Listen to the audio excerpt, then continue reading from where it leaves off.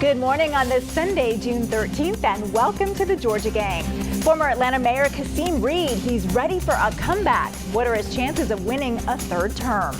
And are Republicans in Georgia more united or divided after their annual convention? Also, small business owners strike out in federal court over moving the MLB All-Star Game back to Atlanta. Phil, Theron, and Kathy are here along with Brian Robinson. The debate and discussion begin right now. From the Fox 5 studios, the Georgia Gang starts now. Well, former Atlanta Mayor Kasim Reed filed paperwork this week for a comeback bid. He has the name ID, but will that be enough, considering members of his administration were indicted on federal corruption charges? We should point out, though, Reed has never been charged. Kathy, we'll get right to it, and I'll start with you this week. We knew this was coming, but still, this race just got really interesting. And I thought it was an interesting announcement, him just basically saying, I'm back. There was no, I'm humbled, I've learned over the past 4 years. It was just, I'm back. What did you think? Well, Kasim Reed is not somebody who's ever humbled by anything, so I'm not surprised that his announcement took that tone, especially because he raised about $600,000 at his first fundraiser.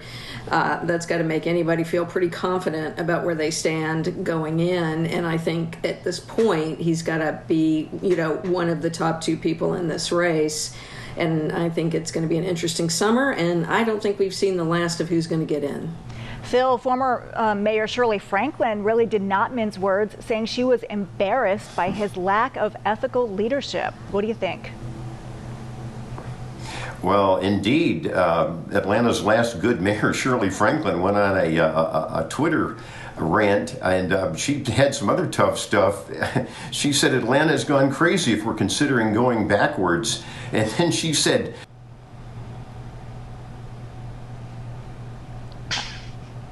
I think we just lost Phil. We'll get back to you. But we'll get back to him. But Theron, I know that some of Reed's supporters, really point out that crime was low during his administration and the city was strong financially. So, is his strategy obviously is to get into any type of runoff. Well, a lot of us were not shocked. Jason, a lot of it was to track the part. You don't serve it air, not out paper. I think what's interesting though is that late Mayor Jack, when given former mayor re-entered, so it's going to be very interesting. I think that, but more importantly, right, the conversation now is all. All right, we are going to work on Theron's audio as well. Sorry for these technical issues, but we're in the world of Zoom. So Phil, I'm going to go right back to you before we get to Brian, and we'll work on Theron's audio right now. What were you saying to finish up your comments? well, to finish up with regard to Shirley Franklin, the former mayor, I think she said it all. Integrity matters. Yes, Kasim Reed is going to be a player. He's raised a lot of money, as Kathy pointed out. He could get into a runoff in the November election. But I think that the anti-Kasim vote is out there. Crime is going to be a big issue, as we all know. He's going to play the crime card, but I think the integrity issue is going to haunt him. He needs to apologize for what happened during his 2 terms when he presided over a culture of corruption. He made a cesspool of airport contracting, et cetera, et cetera. Brian, former Mayor Reed was close to several Republicans, including your former boss, Governor Nathan Deal. How will this all work out? Will he need the help of these Republicans, especially in the Buckhead area? I think he's got a really strong case to make to Buckhead residents, but also to people in Southwest Atlanta and East Atlanta, people anywhere that are tired of the crime and the dysfunction that they've seen. And they want to change. They want a strong leader. You were talking about his comments. I'm back. It's that cock of the walk. It's that bit of a strut that he has. And I think this may be a moment where that works. I don't mean to be the spokesperson for Kasim Reed here, but I do think people want some strong leadership. And I disagree that he hasn't addressed the corruption in his administration. 2 to 3 weeks ago, he was out in the media saying, mistakes were made. I didn't know this was happening. I should have. I promise you it won't happen this time. So I do think he's addressed it. Look, it's not going away. But if ever there were a time where someone who has been kind of the focus of a federal investigation for 4 years is in a politically strong position, it is this one. Phil, you're laughing, so go ahead and weigh in. Yeah, I didn't know Brian went over to the dark side. You know, there's some other good candidates that don't have integrity issues, and they are sounding like they're tough on crime. I'll point out Council President Felicia Moore. Again, it's whoever gets in the runoff. I think and anybody can say something stupid or anything can change during this campaign. But I don't know if the apologies, Brian, will ring true. Kathy, you know, there are a lot of other candidates in this race, including attorney Sharon Gay, who this week announced that Cedric Alexander will be her public safety advisor. Obviously, a huge focus on crime in this race. Your thoughts on some of the other candidates as well? Phil mentioned City Council President Felicia Moore. Buckhead is really behind her from everything that I've been reading.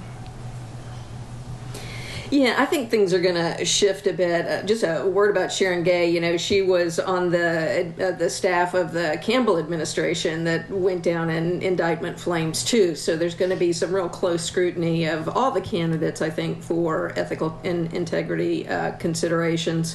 But also, I think candidates across the board are going to have to own up and live for the records that they have, because we have mostly elected officials, and in Sharon Gay's case, you know, she represented a lot of zoning changes in the city that people have strong feelings about. So somebody's going to have to thread the needle of their past record, of how they're going to handle criminal justice, and then a broader vision for the city. Because right now, I'm not hearing from anybody what they want this city to look like after a 4 to 8 year run. Brian, you know, as a political strategist, what do you think these other candidates, you know, have to do to get going against Kasim Reed? Do they keep bringing up, you know, the failures in his prior administration? Like, how should they handle, you know, attacking Kasim Reed? You're already beginning to see that messaging coming out. They're talking about corruption, corruption, corruption. And that's going to be an important message against him. They're going to need money to really drive that message and make it sink in, because I think right now there may be some nostalgia for that. But also, let's keep an eye out for Maria Karstarfin, who I think is also looking at this. Another person from the past who has a turnaround story. And I think Atlanta wants a turnaround story right now. She can say, I turned around the school system, and now I can do it on crime. I can do it on city hall issues. And what Kasim has going for him is the nostalgia for the good economy and the safe streets that we had in the early part of this decade. Whether he gets, you know, due credit for that or not, people are hungry for a better time. All right, we are still working on getting Theron's audio, so we will keep you posted on that. But I want to switch gears a little bit when we're on this issue of crime. Phil, this week the family of 8-year-old Sequoia Turner filed a lawsuit against the city, Mayor Bottoms, Chief Bryant, to name just a few, saying that the city was negligent by refusing to remove armed vigilantes who had gathered along peaceful protesters at the Wendy's where Rayshard Brooks was shot and killed. I mean, this was such a tragic incident that should have never happened. It was, and just to refresh memories, this occurred last summer when Mayor Keisha Lance Bottoms ordered the police to stand down and keep away from the burned out Wendy's location, and armed thugs took control of the whole area. Passerbys were hassled. What happened with this young 8-year-old Sequoia Turner, and I want the liberals and Mayor Bottoms to remember her name, because she was killed by armed thugs in a lawless area. The city actually failed in its duty to protect people, to protect public safety. I'm rooting on this lawsuit. I think it'll be a gigantic, a titanic settlement. I don't think it'll ever go to trial. Kathy, what do you think about the merits of the case? Well, I think the merits are really strong, and I think that this family deserves closure on a number of fronts, not the least of which is finding out who actually shot the guns that killed her ultimately. And I think they have a good case, and we'll see how it plays out. All right, we'll stop there. We'll keep working on getting Theron. It'll be nice to have you all in the studios once again. Thanks, everybody. Coming up, Georgia Republicans gather on the coast, but are they united? We'll discuss straight ahead.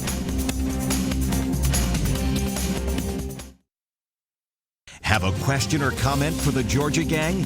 Email them at georgiagang@foxtv.com. The GOP state convention brought cheers and jeers for some of the top leaders in Georgia, including Governor Brian Kemp. Phil, you were there. Tell us about the atmosphere. Well, you set the stage properly. There were some jeers and booing. I hated to see that. It's too bad that the delegates that had some obviously disagreements with the governor couldn't have just kind of gritted their teeth or sat there. But there's good news for the Republicans in Georgia. It was a unifying convention. There was enthusiasm, excitement. The chairman of the convention asked for a show of hands. There were over 3,000 delegates, alternates, and guests there. And over half of that room raised their hands that they were new and this was their first convention. And so I think that's the Democrats better take notice as the Republicans look for 2022. And I think with regard to the governor's race, there's a primary, of course. Both parties have them next May. I think another gubernatorial candidate could be getting in. We know that President Trump is very interested in what's going on in Republican politics in Georgia. He says he's going to have a rally down the road. And what about that U.S. Senate seat? I'll just throw this in to conclude. I'm still hearing that the word from Mar-a-Lago is that Herschel Walker is very much in the running, and there may be an announcement maybe by Labor Day, and big donors are telling me this. Interesting. But Kathy, what does it say about the Republican Party and the state of the Republican Party when they would boo their own governor?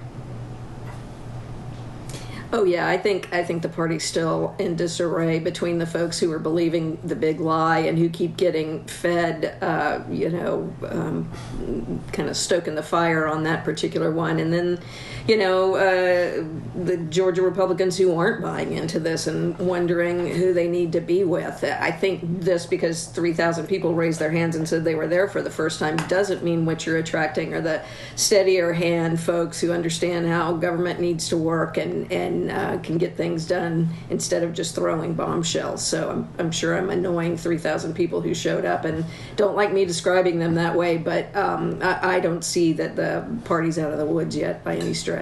Brian, what's your take on Kathy's message there? Because you have always said that Republicans need every single Republican vote now in Georgia, and we obviously saw that play out in the U.S. Senate races. Yeah, and I don't know who this mystery candidate that Phil is hearing about might be. I keep searching to hear that name, and nobody seems to have it. And look, they can argue we don't need to move too fast. We're going to have Trump support, and we can wait. But I'm not hearing any legitimate name. And here's my bottom line message to my fellow Republicans in Georgia. We have a live or die situation facing us if Stacey Abrams is the Democratic nominee for governor. None of us want her to be governor. And if we don't want her to be governor, then we need to get behind Brian Kemp, because he is the one chance that we have of winning. This is a 50-50 state. And if we have a message that loses the middle, which we had in January, we're going to lose again. And there's too much at stake to do it. You can disagree with Brian Kemp on this or that, but you love his record. You love that he stood up for the economy during the pandemic, what he did on life issues and gun issues, on taxes. Get behind him and let's go win this.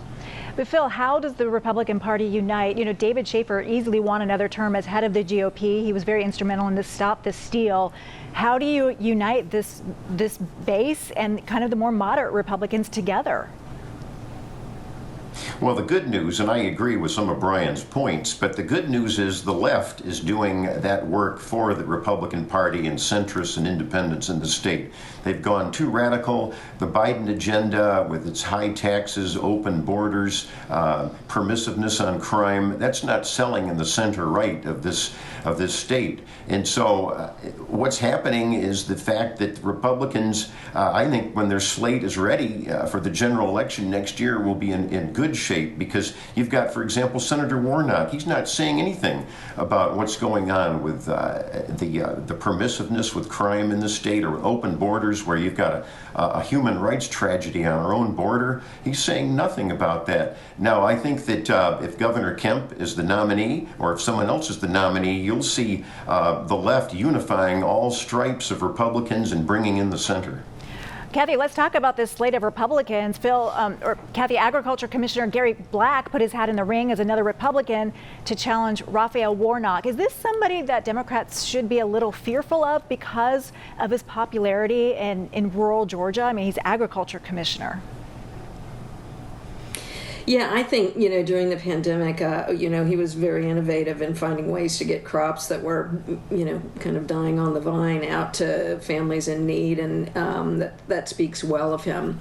That said, he is not well known to the average person in the state of Georgia, and I think it's going to be difficult for him to raise the money and have the presence that he's going to need to be a serious contender. But, Democrats are taking everybody seriously, and we're going to work hard and support Senator Warnock and, bring it on. Brian, last comment on this. You've got now Gary Black, you have Latham Sadler, and you also have Calvin King in this race to try and unseat Raphael Warnock. Yeah, well, we know for certain that the field is going to expand some more. And I think the good news for Republicans is we have an awesome selection of people to choose from. Even though we have an incumbent Democratic senator, Republicans still have faith that they can pick off that seat in 2022. In many parts, it's because of the reasons that Phil brought up, that the Democrats are alienating the middle, and it's going to give our candidate a chance to bring some of those votes back and get to a majority here in Georgia. It will still be very close, but I'm very pleased with the field of candidates that we have right now. To Gary Black, he's a great guy. He does have a strong rural base. He's going to have to get his name ID up just like everybody else, even though he's a statewide elected official. All right, everybody, we'll leave it there. Thank you. Coming up, a judge rules against small business owners when it comes to the NBA All-Star Game.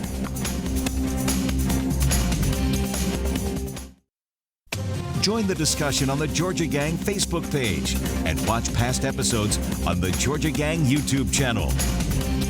It was a long shot, but some small business owners tried to get the MLB to return the All-Star Game to Truist Park in Cobb County, and a federal judge said no.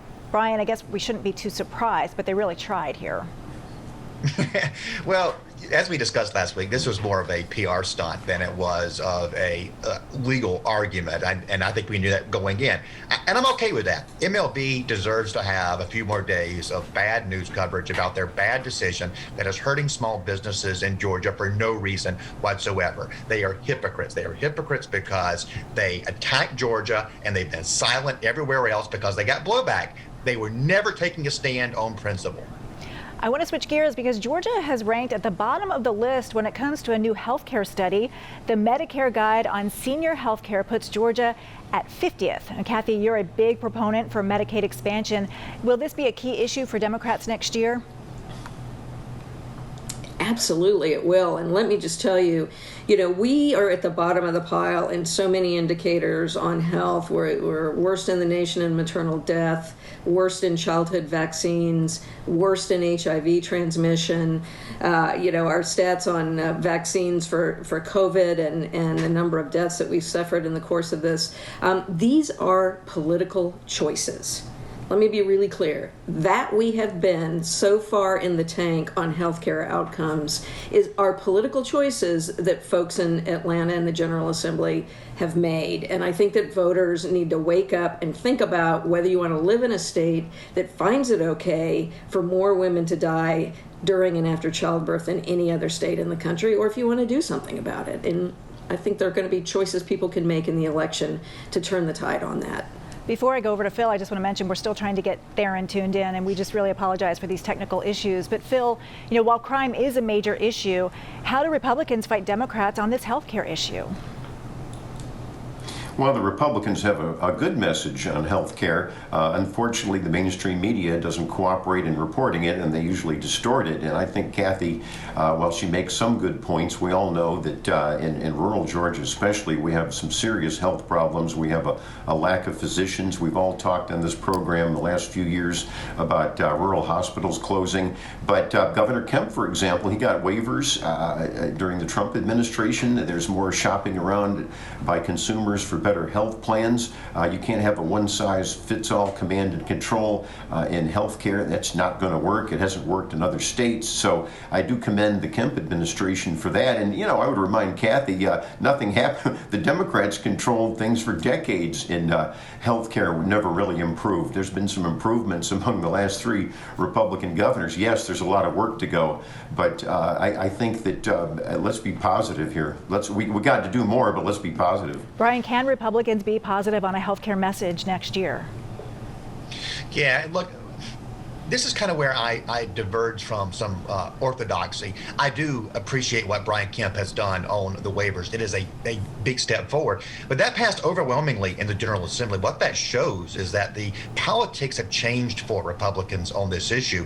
There is a broad acceptance that Medicaid expansion is the law of the land, is here to stay, it's not going away. There's no more talk about repealing Obamacare.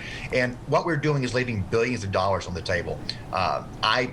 Right now, we can get Medicaid expansion for free for 2 years under the last stimulus bill. Let's just bite the bullet. Every other state eventually is going to go that direction. We will too. And in the meantime, if we don't, we're going to continue to lose those doctors in rural areas that Bill was talking about because they're not getting paid.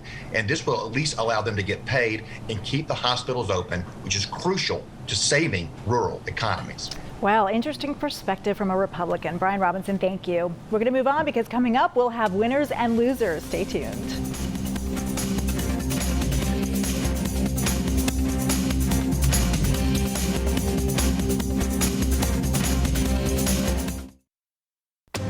Time now for the week's winners and losers. On a personal Georgia gang note, we have a big winner to announce to all of you. Mark Neely, who has been with WAGA here for 36 and a half years, has announced that he is retiring, and today is his last day. And I can tell you, hey, Mark, this place would not have run without him. He runs this place like a well-oiled machine, and I feel like those TV gods, Mark, know that you're leaving today and brought on all of these technical issues. So thank you for everything. Thank you for always being here for us and for keeping us organized. Phil, I know you've been here a long time as well, and you probably have a few words to say goodbye to Mark. Absolutely, Mark. We're proud of you. You're a true professional, and best wishes. All right, Mark. Thank you want me to go ahead with winners and losers? Yeah, we will. Thank you again, Mark. We appreciate you. And go ahead, Phil. Okay, I've got a big loser, and that's the so-called reorganization of the Atlanta Police Department. We all know that the statistics are horrible. Murders are up 58% this year already from last year. Very little mention of how we have to tackle the gangs. The experts say, a GBI expert just said the other day that about 70 to 90% of crime in Atlanta and Georgia is gang-related, and we have to use the tough anti-gang statutes that the APD, the Atlanta Police Department, is not using. All right, over to Kathy. Hey, my winner this week is the group Fair Districts, fairdistrictsga.org. The General Assembly has announced that they're having redistricting hearings starting as soon as next week. There's a virtual hearing on June 15th. So go to fairdistrictsga.org and pull down a toolkit on how you can testify. Democrats, Republicans, and everybody in between ought to be hoping that redistricting will bring us districts that are more competitive so we have better public policy debate and elected officials we can take out when they don't do what we want. And my loser, GOP leadership, for not attending the Georgia Chamber of Commerce annual meeting because they didn't like their position on voter suppression. Come on, you can't be number one for business and then alienate the business community at the same time. All right, Kathy, thank you. Brian, we've got some time here. My winner this week is, for starters, the Brookhaven Police Department for catching the guy who stabbed the 5-month pregnant mom on the Greenway here in Brookhaven. That was a very scary, random crime. And I appreciate the tenacity that they showed in bringing that guy into custody.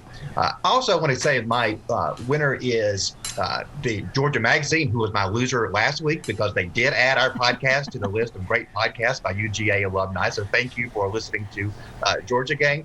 And my loser are those who booed Brian Kemp and Chris Carr at the convention last week. It is not helpful to the cause. It is unprofessional.